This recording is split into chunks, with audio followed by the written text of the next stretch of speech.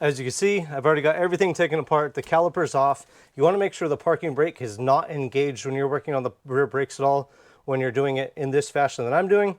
You could go into the parking brake service reset, or if you have a scan tool, you could also do that as well. But if you don't have one, this is how I compress an electronic parking brake without a scan tool.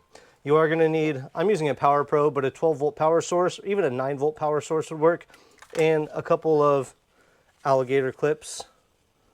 Makes it a little easier for you. So let's get to this.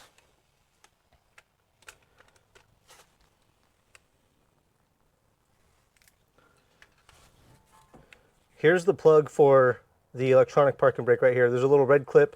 Going to push it off. If you have a different style vehicle or a different vehicle, it might be different, but you just want to disconnect the electrical source. And again, make sure that parking brake is off. You don't want to do this at all. Do your rear brakes at all with the parking brake on. So electronically disconnected. Now inside here, I'm not sure if you can see it. I hope you can. There's two prongs. We're going to put the alligator clips on those. And since you're using an external source like this or a wire like this, it doesn't really matter which side you do it on or put them on as of right now. Just make sure you got a good connection and they're not touching each other. So let's get this in there. Using the light to make the video actually makes it harder. So I got one side on.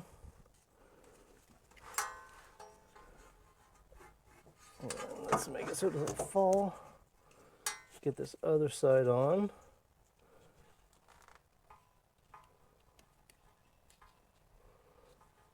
All right, now we got them both in there, one on each prong. So on this side, we're going to add power and ground. Now, when you add the power and ground, you're going to want to watch the piston right here. If the piston starts to go out, you have the polarity in the wrong direction. Switch the polarity and pull the motor all the way back. So let's go ahead and do this real fast. Try to make it so you can see what's going on.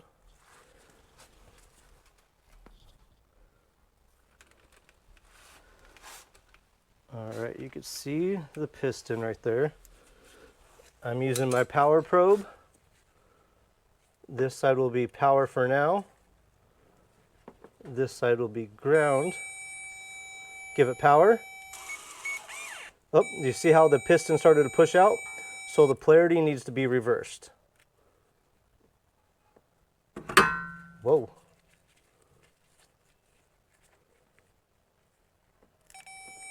All right. Bring it back up here so you can see it.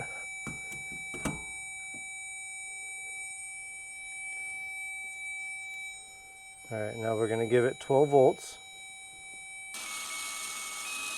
And as soon as you hear that motor click, that's it. You don't want to go any further.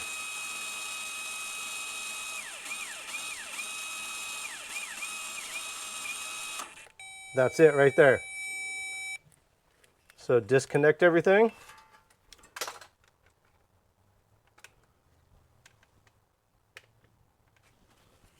Remove this one, remove this one.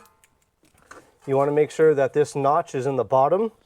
When you're installing your brake pads, you're going to have two different brake pads. See how this in brake select, whatever brake best select, isn't the best. I ordered AC Delco, but they sent me the wrong ones. This is all they had, and we need to get this job done tonight. So how you have two notches right there, this is your outboard pad. Your inboard pad has this one small notch in the bottom, or protruding something on the bottom. This is going to rest inside your caliper piston. So you want to make sure that this is your inboard pad with the one on the bottom, and that's it. Now, to push the piston in, you're not going to twist this one in. You're just going to use the caliper compressor and press it in like old school.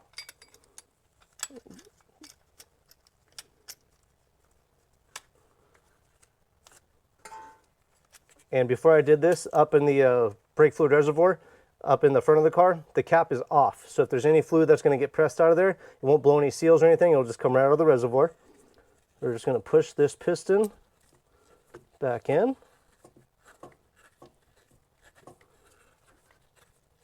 All the way.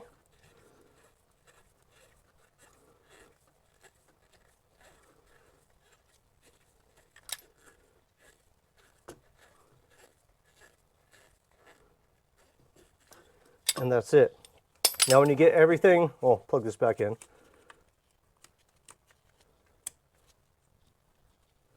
When you get everything back together,